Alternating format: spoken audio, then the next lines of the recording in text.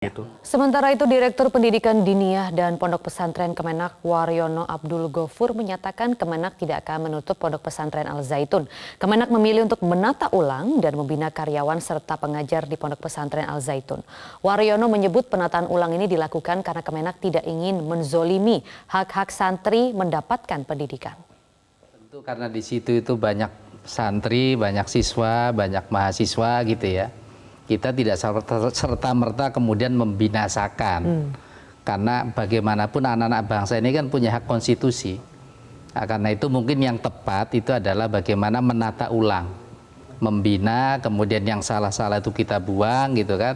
Termasuk misalnya mohon maaf kalau terbukti Panji Gumilang salah ya sudah. Harus keluar dan diproses hukum.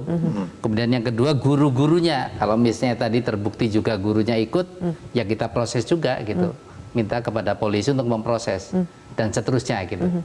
Nah, kemudian yang ketiga tentu terkait dengan pesantrennya, karena kita punya undang-undang pesantren, misalnya kita cek, ini arkanul mahadnya masih memenuhi enggak gitu.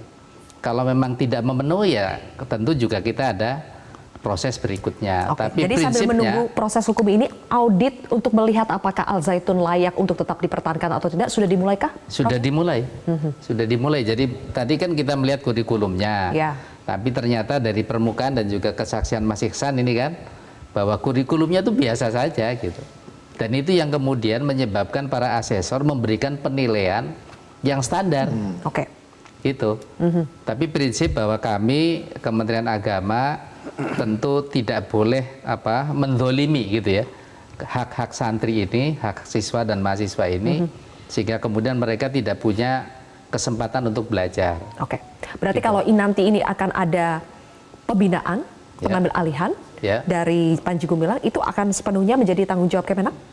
Kemenak dan kementerian lembaga lain, karena ini juga sudah menjadi diskusi di Menko Polhukam ya Pak Ihsan ya, bahwa ini tidak murni, dan sejak awal kami diskusi FGD itu bahwa ini adalah ranahnya kementerian berbagai lembaga, kementerian dan lembaga. Jadi bukan hanya Kementerian Agama, karena di situ ada persoalan tanah, ada persoalan yayasan dan